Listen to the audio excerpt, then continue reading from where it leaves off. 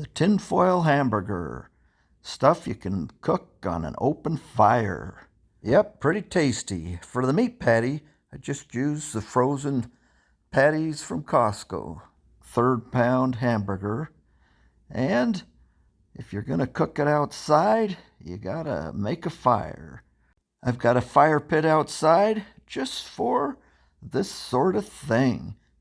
And I throw some old dry fountain grass there as a starter, then throw a few logs on there and set it burning so I can get some coals to cook my tinfoil hamburger.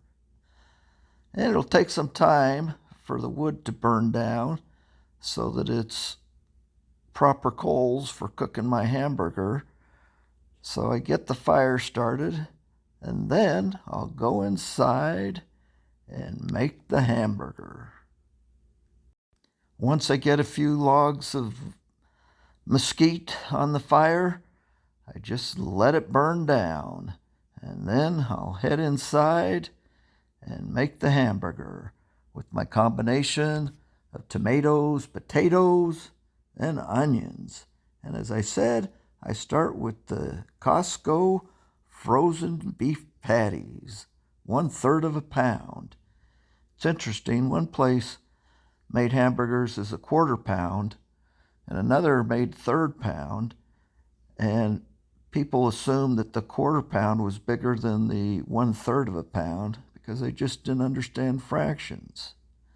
At any rate, I'm back inside, so if you're going to make an aluminum foil hamburger, you got to start with your tin foil.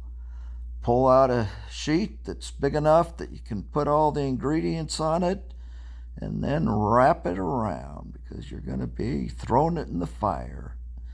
And then, of course, the next thing is to get out the ingredients of what goes in it. In this case, it'll be a tomato. Looks like I've got the onion out, and I'm going for the potato.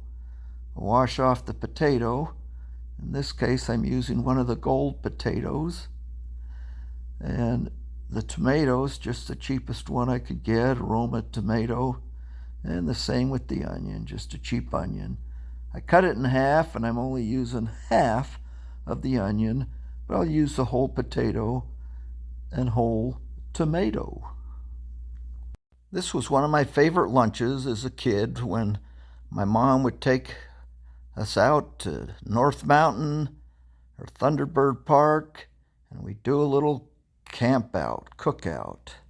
She'd always prepare these ahead of time, have them wrapped in the tin foil, and then once we got there, start a fire, and we'd go off and play. Well, the food cooked. But in this case, I'm just cooking it at home. But again, it reminds me of my youth and family outings. We used to hike all over the mountain looking for reptiles while our food cooked. And in this case, you get to see me slice up the potato, onion, and tomato, and I place them on the tin foil. When my mom did it for a hamburger, we basically only had 1 or 2 slices of potato, onion, and tomato, so that could easily fit in a hamburger bun. Well, I'm using the whole tomato and whole potato and a half of onion, and I'm not going to try to fit it into a hamburger bun. I just put it on a plate and eat it with a piece of bread. So if you want to do it as a cookout and put it in a hamburger bun, you won't use quite as much as I'm using here. And I like to pile some of the onion on the outside, as it requires the longest amount of cooking time.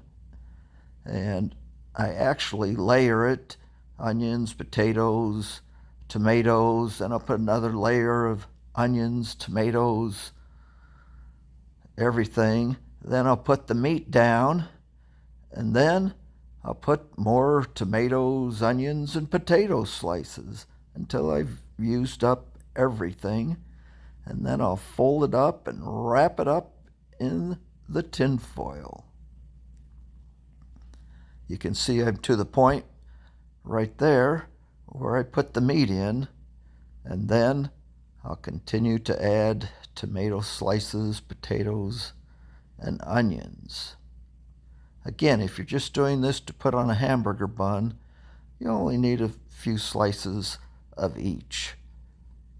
I didn't realize when I made this video that the tinfoil wasn't actually in the picture, so you can't actually see what it looks like as I build it. But again, just layer, cut the onion thin, cut the potatoes thin so they'll cook well.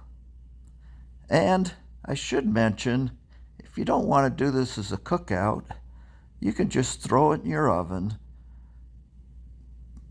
Set the oven at 345, cook it on one side for about a half hour, then flip it over on the other side. And when you do that, put that side down and then flip it over so the juice won't leak out for the second half hour. Like I say, you can just do that on bake at 345. But I'm doing it like we did as kids, as a camp out. So the fire's burnt down, might be a little high still, so I might want to move that away from the worst of the flames so that it doesn't cook too rapidly or I don't burn all the onions and potatoes. So I get some tongs and I'll move it so it's just over the hot coals. And then that fire will continue to burn down. But again, when you wrap it in tin foil, the top of that, I put that part face down because right now the juices aren't being released by the meat yet. So I cook it face down for a while, about a half hour, 20 minutes, and then I'll come back later and flip it over. And then when I flip it over, you'll see the juices won't leak out. And I'll cook it on this fire for about 1 hour. Again, if you didn't put quite as many potatoes and onions in it, you won't need to cook it as long. But I also made some corn on the cob. And while I should have cooked that on the grill, I just chose the easy way out and doing it in the microwave. Wrap it in some plastic wrap. I wrap it so I can pull that plastic wrap off easily once it's cooked. And put it in the microwave, set it for about a minute 30, minute 40, cook it on one side, then flip it over, cook it on the other side, and it'll be ready to eat. But I need to go back out and bring in the hamburger as I cook the corn. So, the hamburger, it's been about an hour. Looks like it's cooked. Can smell it. Smells good. And I'm bringing it in. Looks yummy, doesn't it? Hard to tell, but let's open it up. So you open it up, it's hot, and you'll see sometimes you'll have the top of it will be burnt a little bit, but in this case it looks like it's just perfect. Potatoes, onions, tomatoes, all cooked, simmering in the juice from the ground beef. And what I'll do is I'll just scoop all that out onto my plate, and there's the whole mess of it. Again, way too much to put in a hamburger bun, so I just add a piece of bread to it, and that serves as, I guess, my hamburger bun. So then, got my corn out of the microwave, and you notice the way I wrapped it, so I can easily just pull the plastic wrap in one swell swoop. Easy to do. It may not look as good as if I'd cooked that corn out on the grill, but it was quick and easy, and this was about the hamburger, not the corn. So that's my meal. Corn was tasty, everything was tasty. And I finish it off with dessert, chocolate cookie crumble. Hope you enjoyed it.